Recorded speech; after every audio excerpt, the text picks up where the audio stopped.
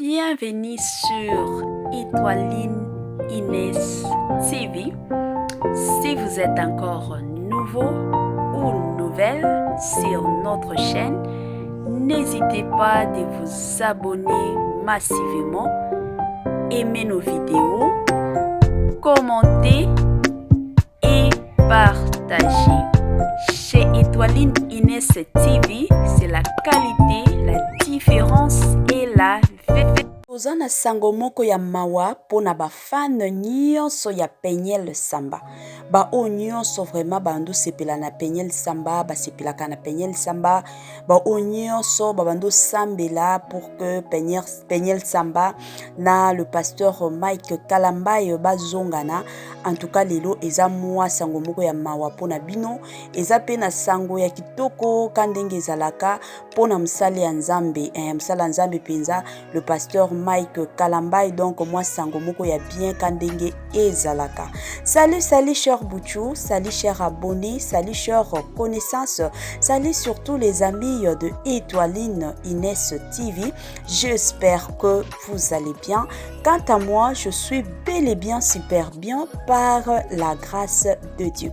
Cher Bouchou, cher abonnés et chers connaissances, lelo na memeli bino makambo mususu kandenge zalaka, kandenge na lobaka chaque jour. Ce qui bon moni moi vidéo ya sika ekoti, c'est que makambo eza toya kaka pamba boyete to dans les vides ka boyete oto na luenge ka boyete. Donc ce qui toye moi makambo asika, moi information eza, moi analyse eza, moi édification pe eza.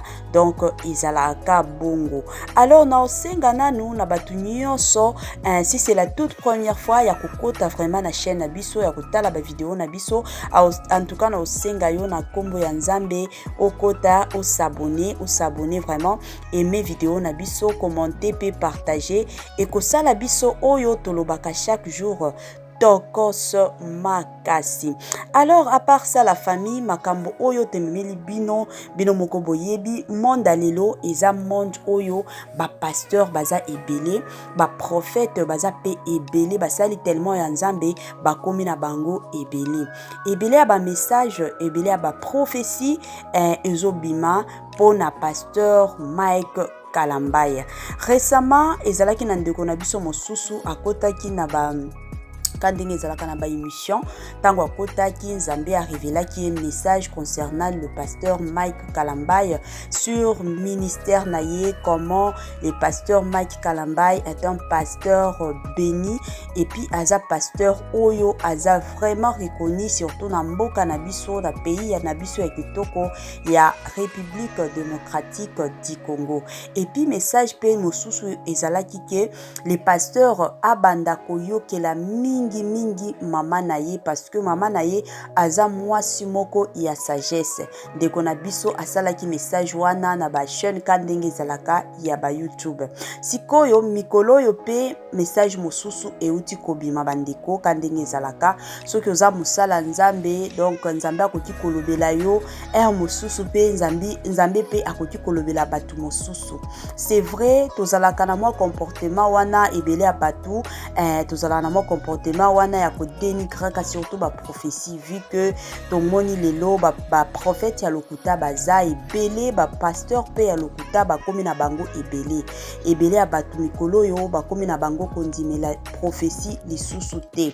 Mes chers Bouchou, chers abonnés et chers connaissances, nalingi na yebisa bino kaka ke basali pe ya Nzambe ya vrai baza ba prophète pe ya Nzambe ba vrai baza. Eza na ba prophète mosusu soki akoti na vie na yo apesi yo message na motema na yo nyonso penza o sentir message yango oye olobi kete eza Nzambe nde alobi.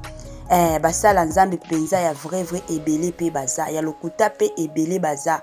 Sikoyo soki mwa message ebimi faut kozalaka na mwa discernement sambela pe pona yango tuna nzambe message oyo opesaki au travers prophète tel, est-ce que eza message ya solo? Ata soki ozala prophète te, ozala na ba prophétie te, nzambe akoki ko révéler yo ata na bandoto ka ndenge tolalaka boye, koki kolala na yo na butu, ale omoni message.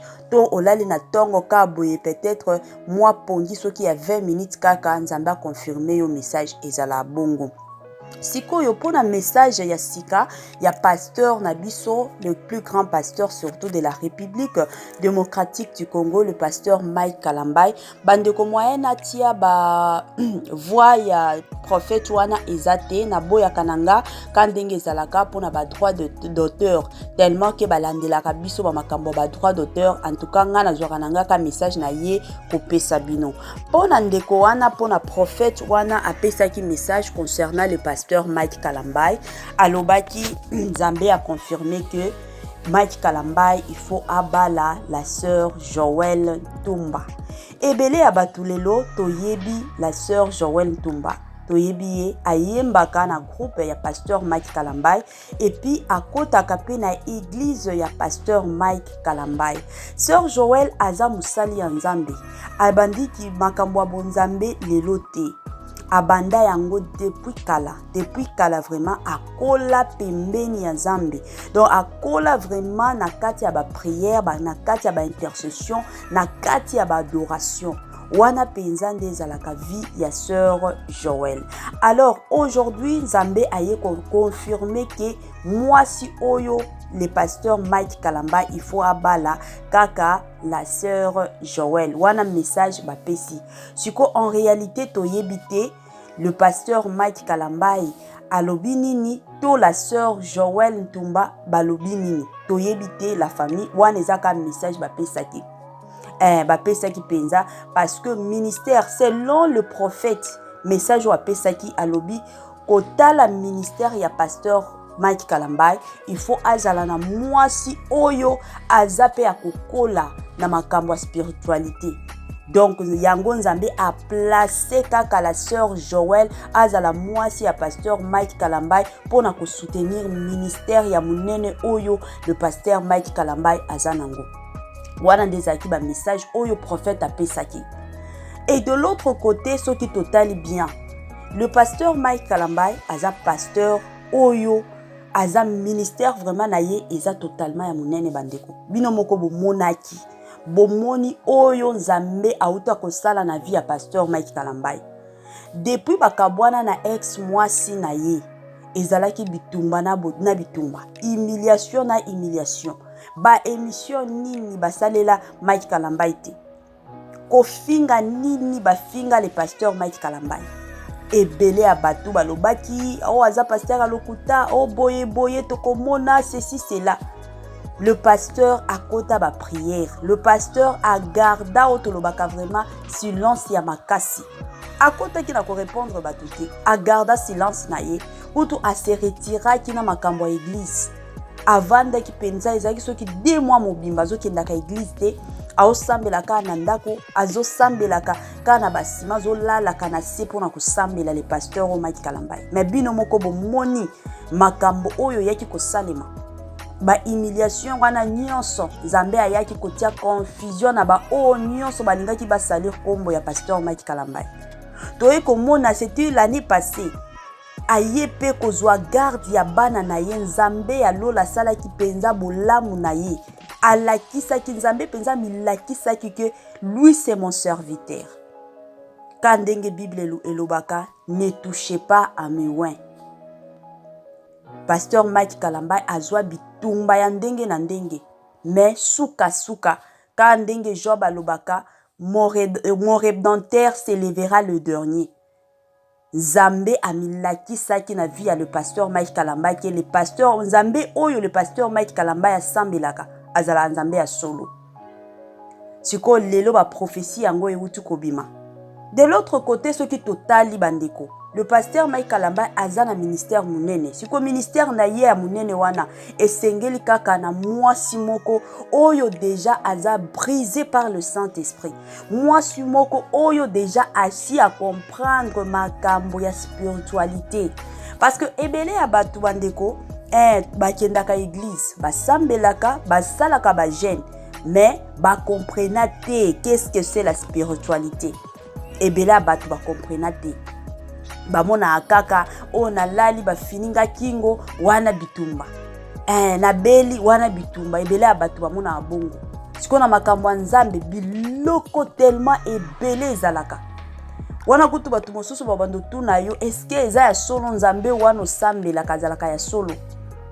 Yo moto ozwaka baprofesi me tala makambo monene kweli yo nzambe alakisaki yo te. Eza na baepreuve eyaka na niveau ya kondima na yo. Donc soki foi na yo eza ya monene façon oyo ozwelaka nzambe na yo eza ya monene bitumba pe kozala ya monene ezala bongo. Sikoyo ebele bato bakomprenaka na bango bongo te. Bango babandaka kotuma eske wana pe azala musala nzambe. Tala makambo ozokwela ye soki azalaki mwana nzambe penza makambo wana elingaki ekwela ye te ezala bongo te. Bana nzambe bazalaka totalement combattu la famille. Yango avec le pasteur Mike Kalambay toyebi le pasteur Mike Kalambay aza le pasteur oyo azalaka trop chic aza kitoko makasi aza na bambongo na ye aza totalement stable. Soki lelo alingi ya bala n'importe quel moisi akobala ebele ya basi bakolinga ye. Sur 100% ya basi tokolobata 1% kaka nde koboya e olobana sambela nanu volonté ya nzambe mais 99 ya basi bakondima. Quel que soit basi mosusu bazana banda kwa libala omona babususu aloba na bomata libala ke dobala na pasteur Mike Kalambay parce que bayebi aza stable bayebi aza kitoko alata pe kitoko aza na nzoto bien ebele bato bayebi bongo bayebi déjà makambo wana nyonso ezaka muke o ba oloba na sambela nanu ba comprendre surtout makambo ya spiritualité na sambela nanu soki eza volonté ya nzambe parce que yebi ke na mariage wana soki na koti il faut nazala mutu moko oyo il faut nazala totalement brisé nazala mutu oyo vraiment aza makasi na ba prière mais 99% ba occupé na bango te ba okota kaka. Siko soki totali pe na côté ya sœur Joël na biso aza mwasi moko aza totalement brisé. Saint-Esprit asi a brisa ye. Et puis na makambo nzambe pe elle est totalement forte. Aza mwasi moko asi à comprendre quand na lobaki na ebandeli. À comprendre déjà makambo ya spiritualité. Ayebi na ye. Alors ayebi ke bitumba oyo soki ye na okote la prière ya ndenge ya boye. Soki bitumba eye kotoyo na okote la prière na ndenge ya boye. Ayebi. Soki totali lelo comme ebele ya batu basuetaka. Le pasteur Mike Kalambay azonga na kana sœur Peniel. Bino moko boyebi ba émission ya suka oyo la sœur Peniel ayaki kosala ki aza na dépression ba makambo nyonso wana bando sala ezalaki nde dépression baye kodetecter yango ka sikoyo o bazopesa ye ba traitement ka ndenge ezalaka. Toyebi ke ebele ya batu babando sambelaki la sœur Peniel azongana avec le pasteur Mike Kalambay tala kaka basi baboti bana déjà baza donc liaison wana eza kaka connexion wana ya bana eza kaka. C'est vrai le pasteur Mike Kalambay abalaki Peniel azalaki mwana muke azalaki penza mwana muke mais eloko mosusu pe oyo il faut toyeba bandeko Peniel aza mwana ba parents na ye baza pe basala nzambe. Papa ya Peniel aza pasteur, maman na aza maman pasteur. Donc mayebaki déjà makambo nzambe. Makambo en ce qui concerne la spiritualité, je suis sûr que ba bezi koto bengaka ba base. Peniel déjà ayebaki yango. Kobala lelo to mona ebele abatu, ba obala omona mwasi na mobali peut-être mwasi eza na 18 ans, mobali aye kobala na 25 ans. Mais ba évoluer na bango. Makambo nyonso pe ezokende bien. Eza te que parce que azaki mwana muke eza te que parce que ba miloko mosusu peut-être volonté ya nzambe pe ezalaki te. Ezalaki ka bolingo ekoti ka boye bobalani na biso mo volonté ya nzambe eza te. Na côté mosusu pe toyebi te soki ezalaki ka ki bo mwana Peniel il fallait azala na mutu oyo a encadrer mutu oyo vraiment a soutenir ye parce que bitumba wana ezalaki totalement ebelé. Toyebi te mais na minute oyo pe tokoki koloba comme Peniel auti ko reconnaître makambo na ye ki aza na dépression makambo nyonso bando lekela ye ezalaki dépression azongeli pe epai ya Nzambe amipesi pe epai ya Nzambe. On ne sait pas, peut-être que ça ka ba préparation ya Nzambe toyebi te. Donc makambo yo ezopesa biso moko pe confusion, mais tokosenga ka ndenge ezalaka toyebi le pasteur Mike Kalambai aza mosala Nzambe. Nzambe aitilizaka ye mingi makasi ata soki prophétie boyebimi eza te ke le pasteur Mike Kalambai akose plonger mbala moko te, akose plonger na ye mbala moko te, akozwa ta na ye akosambela. Nzambe penza a confirmer ye, Nzambe penza a révéler ye, Nzambe penza a pesa ye makasi. Soki ke lelo esalami ke le pasteur Mike Kalambai azongani na Peniel, gloire au Seigneur. Toyebi ke soki bazongani na Peniel, Nzambe ako utiliser Peniel, Nzambe ako sunga Peniel, Nzambe ako tie la Peniel pembeni na ye batu oyo basi bayebi makambo ya Nzambe, batu oyo bakola deja na makambo ya Nzambe, batu oyo balonga bitumba na bitumba.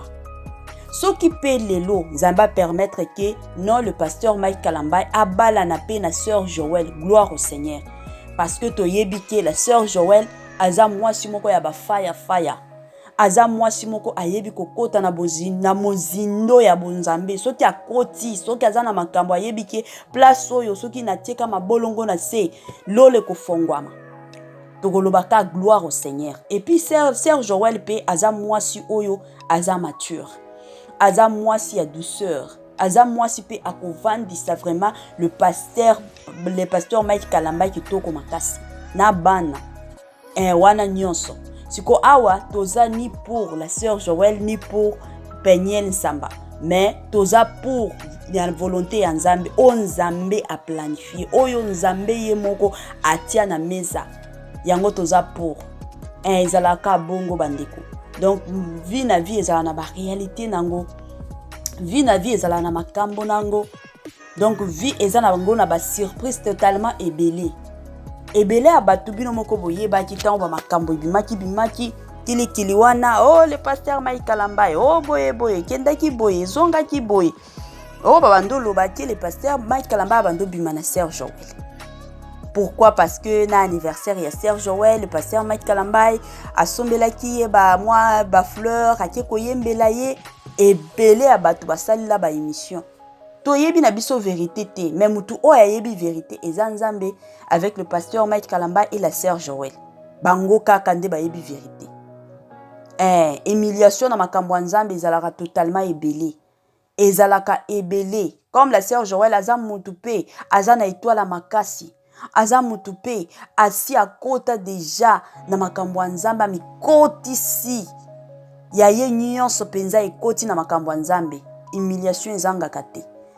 Et surtout, je l'encourage à moi shoyo aza mwasi moko makasi. So kezaki na basi mosusu peut-être que makambo o ya Nzambe alingaki atikango. Alingaki aloba na na vanda nanga kaka. Parce que ba makambo batu bakomi kofinga, batu bakomi koloba na kata nanga kaka.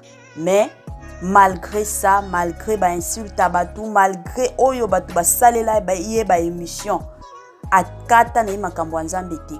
A continuer kaka, azo persévérer kaka na makambo Nzambe. Et toyebi ke kala mingi te Nzambe azo honorer ye. Nzambe azo honorer ye vraiment. Azala mwasi moko kitoko. Na kitoko penza aza mwasi kitoko. Ya koloba ke oh mobali. Mibali ebele bakobala ye. Aza penza mwasi kitoko. Et puis surtout mwasi o albanga Nzambe. Mwasi oyo vi na ye mobimba mipesi na makambo Nzambe. Aza mwasi moko otolobaka mwasi vertueuse. Aza penza mwasi o vertueuse otolobaka chaque jour mwasi une femme vertueuse. Aza penza parmi basi ya bongo parce que asi alonga déjà bitumba ebele, parce que asi déjà ayebi koma koluka Nzambe na ye soki aza na ba problème, soki aza na ba difficulté.